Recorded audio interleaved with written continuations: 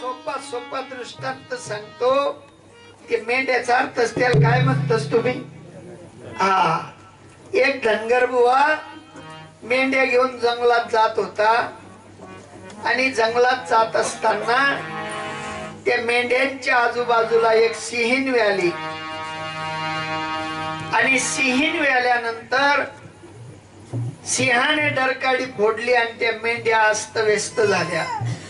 त्या मेंढ्यांच्या कळपामध्ये व्यालेली सिंहाचं पाळस मात्र निघून गेलं. त्या मेंढ्यांमध्ये चरायला लागलं, फिरायला लागलं. मेंढ्या जिकडे जायच्या तिकडे ते सिंहाचं पिल्लू, सिंहिणीचं पिल्लू जायचं. असे दिवसोदिवस लोटले गेलेत आणि त्या सिंहाने मात्र एके दिवशी त्या कळपामध्ये सिंहाच्या बच्चाला पाहिलं आणि सिंह म्हणायला लागला, इथं नवाई झाली म्हणे भाऊ. सिंहाला पाहून मेंढ्या घाबरतात आणि मेंढ्यामध्ये सिंहाचं बच्च म्हणे चरतय, काय बात आहे. परत त्या सिंहाने डरकाळी फोडली आणि डरकाळी फोडल्यानंतर मेंढ्या पळायला लागल्या. मेंढ्या अस्तव्यस्त झाल्या. त्या सिंहाच्या बच्च्यालाही वाटायला लागलं मी पळावं, पण त्या सिंहाने त्या बच्च्याला पकडलं आणि सांगितलं, अरे तू त्यांच्या सारखा नाहीये, तू वेगळा आहे. म्हणे वेगळा आहे कस काय माहिती पडेल? अरे म्हणे तुझं आणि माझं स्वरूप सारखं आहे, तुझ्यात आणि माझ्यात अंतर नाही. त्या सिंहाने त्या बच्च्याला नदी काठी नेलं, त्याला त्याचं प्रतिबिंब दाखवलं आणि आपलं स्वतःचं प्रतिबिंब दाखवलं आणि सांगितलं की बाबा तू मेंढी नसून कोण आहे? कोण आहे? मग तुम्ही मानसी शेत कधी येऊ शेत? आम्ही त्या मेंढी असता कडप मागुशेल नगत वागी राहील. आम्ही म्हणतो मानसी शेत देऊ नये, काय म्हणतो आम्ही? पण साधू महात्मे येतात आणि ते सांगायला सांगतात, इंसान अगर है तो इंसान बन के देख, ये तन मिला है नर का, नारायण बन के देख. काय बनून पाहायचं?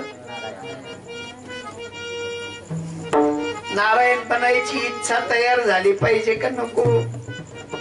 कीर्तन टाइमपास आहे नाही, कीर्तन मनोरंजन आहे नाही, कीर्तन नुसतं पैसा उडवणं साधन आहे नाही. कीर्तन म्हणजे ज्ञानोबराय म्हणतात, मी कोण सांग कीर्तन सांग, कीर्तन सांग, कीर्तन सांग, कीर्तन सांग, कीर्तन सांग, कीर्तन सांग.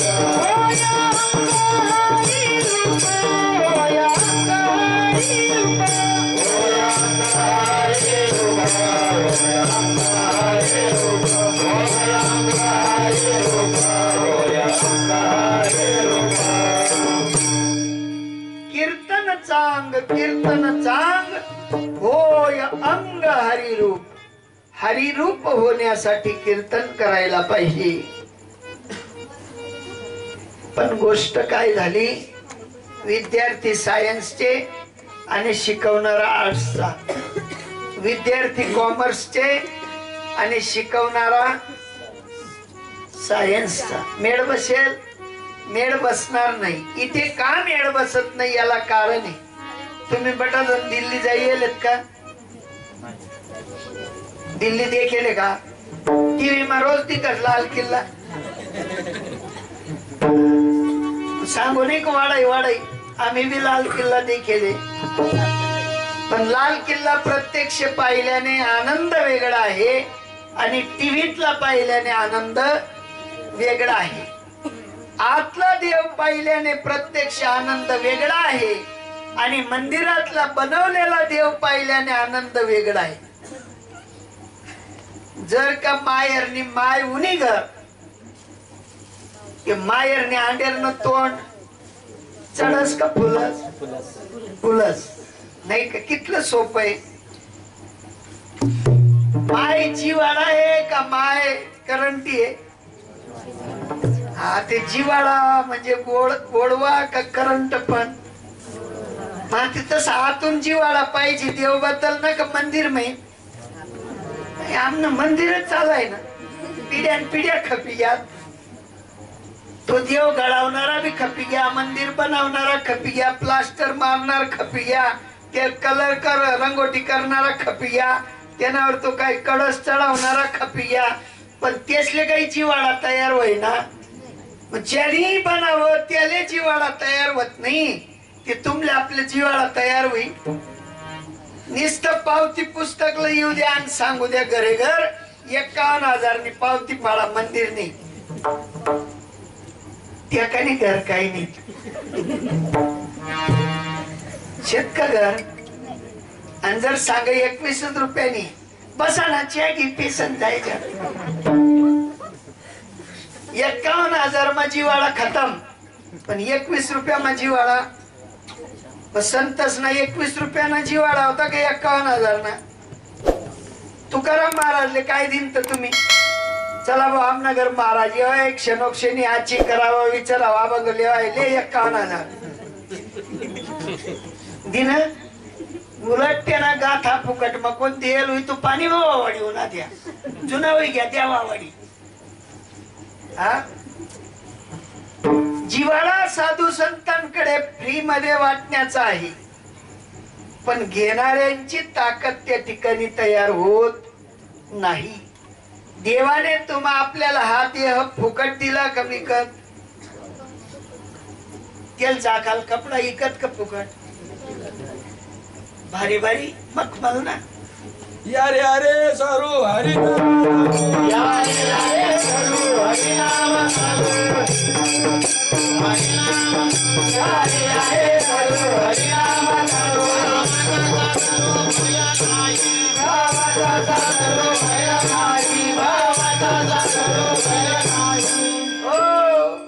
आओ ज्याला खडग घेऊन मारायला आलेला होता तो वाल्या कोडी त्या नारदांनी उपकार केला आणि सांगितलं की भाऊ तू पैशासाठी लोकांना मारतो पण मी मात्र फुकट तुझं मरण टाळून देऊ काय केलं फुकटात मरण टाळून दिलं मग तसं नारद भेटायला पाहिजे का नको जीवन माप हा नारद जोपर्यंत भेटणार नाही तोपर्यंत भक्तीचा जिव्हाळा तयार होणार नाही आणि ज्यांच्याकडे जिव्हाळा नाही त्यांच्याकडे भक्ती नाही साधू महात्मे म्हणतात जाणे भक्तीचा जिव्हाळा तोची दैवाचा पुतळा जो दैवाचा पुतळा आहे त्याच्याकडे भक्तीचा जिव्हाळा आहे आणि तो जिव्हाळा फक्त याच जन्मामध्ये मनुष्य जन्मामध्ये आपलासा करता येतो आणि म्हणून आपण प्रत्येक वेळेला विचार केला पाहिजे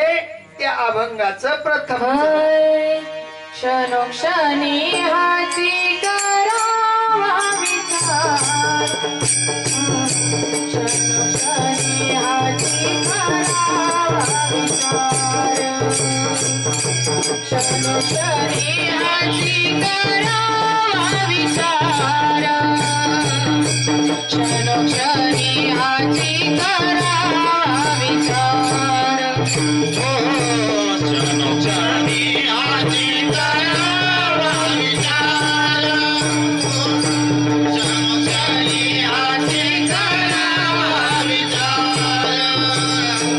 क्षणोक्षणी हाची करावा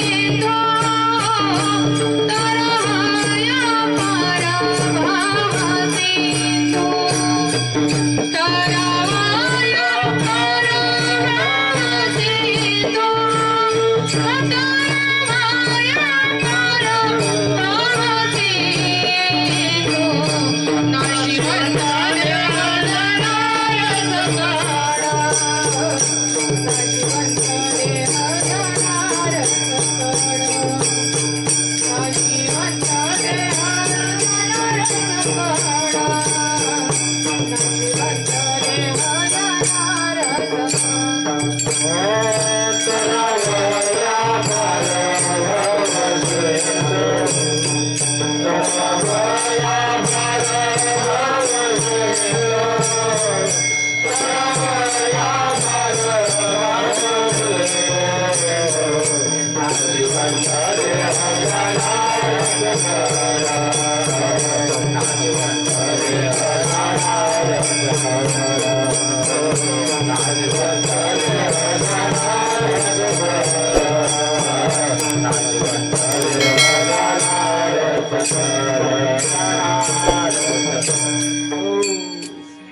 आमच्या दारी एक ते प्लास्टिकचे खेळण्यावाले बाबा आले होते आणि ते निघून गेल्यानंतर एक एवढी पुतळी पडलेली होती तिथे. कशाची? एक जण आलं म्हणे, मावशी तुम्हाला पैसा पडी घ्या म्हणे. भाऊ त्या लारीवाला घ्या तेच नव्हतं. आता त्याने ती पुतळी उचलली आणि त्या लारीवाल्याच्या मागे गेला आणि त्या लारीवाल्याला म्हटलं म्हणे, भाऊ तुझे पैसे पडलेले होते हे घे. त्या लारीवाल्याने हातात घेतले जोर जोराने हसायला लागला. आता हसला का बरं? त्या मोठ्या डुप्लिकेट नोटा होत्या. कशा होत्या? म्हणे काय मजाक करतोस म्हणे. काय बाई पुतळा तू नशी म्हणे मजाक कराय म्हणे. देखात खरी थोडस डोळ्या उघाडी म्हणे. काय बाई ना म्हणे डुप्लिकेट आहे. आता डुप्लिकेट हसायला लावस का रडायला लावस? बस जो हसाडच होई तो डुप्लिकेट. काय होईल? हसणार का नाही तुम्ही? कीर्तन ना आटला कोण आहे मग?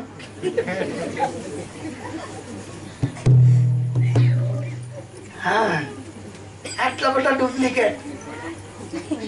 हा झटका मोठा आहे. साधू महात्मे म्हणतात क्षणोक्षणी हाची करावा विचार तरावया पार. आम्ही फसावया पार भवशी. आमनं बट उपट चालू आहे डुप्लिकेट. हा साधू महात्मे सांगतात काय आणि आम्ही करतो काय. ज्याप्रमाणे सामान्य व्यवहारामध्ये डुप्लिकेट नोटेचं बंडल पाहिलं आणि त्याला हसू आलं, त्याचप्रमाणे आध्यात्मिक क्षेत्रामध्ये सुद्धा डुप्लिकेट भक्ती असेल तर ती देवाला पसंत येत नाही. तो सुद्धा असतो. कोण असतो? जसा व्यापारी असला तसा माझा देव सुद्धा या जगाचा व्यापार करणारा सर्वात मोठा व्यापारी आहे आणि तो सगळ्यांच्या अंतःकरणाला पाहतो, सगळ्यांच्या अंतःकरणाची भक्ती पाहतो. साधूच्या निर्देशाने केलेली भक्ती ती खरी भक्ती आहे आणि त्या भक्तीला पाहून माझा परमात्मा संतुष्ट होतो. आता 10वानी तारीख तुम्ही मने मुठे काढी बा म्हणले विचारीन काढी.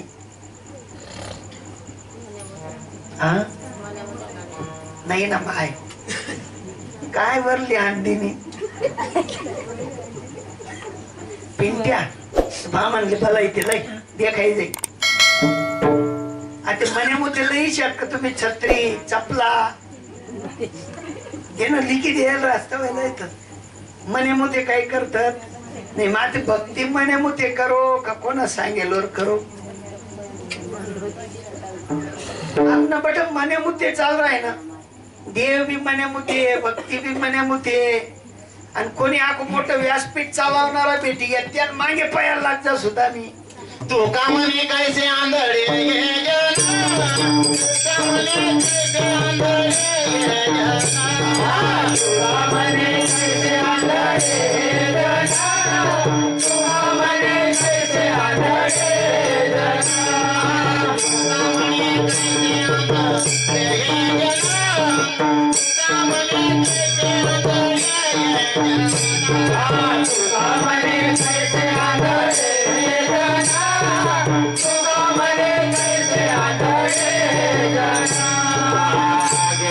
विसरणे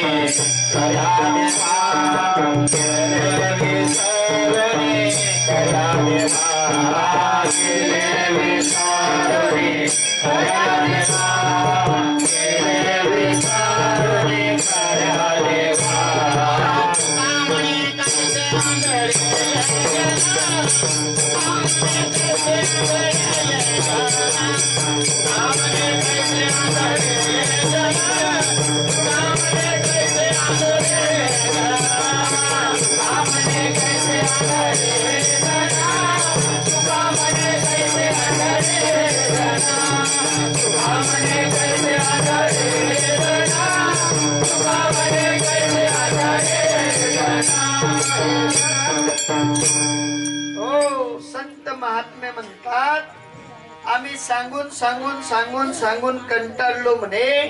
या आंधळ्या जनाचा देव सुद्धा आंधळा आहे. तुका म्हणे कैसे आंधळे हे जण गेले विसरूनी खऱ्या देवा.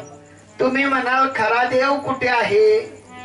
साधू संतांचा खरा देव आहे. देव आहे, देव आहे. हृदय मंदिरी शोधुनी पाहे. देव नटला नाना परी भरून उरला चराचरी. हृदयातल्या देवाची भक्ती शिका. आणि हृदयातल्या देवाच्या भक्तीसाठी तुकोबारायांनी सांगितलं की क्षणोक्षणाला विचार करा, प्रत्येक क्षणाला विचार करा.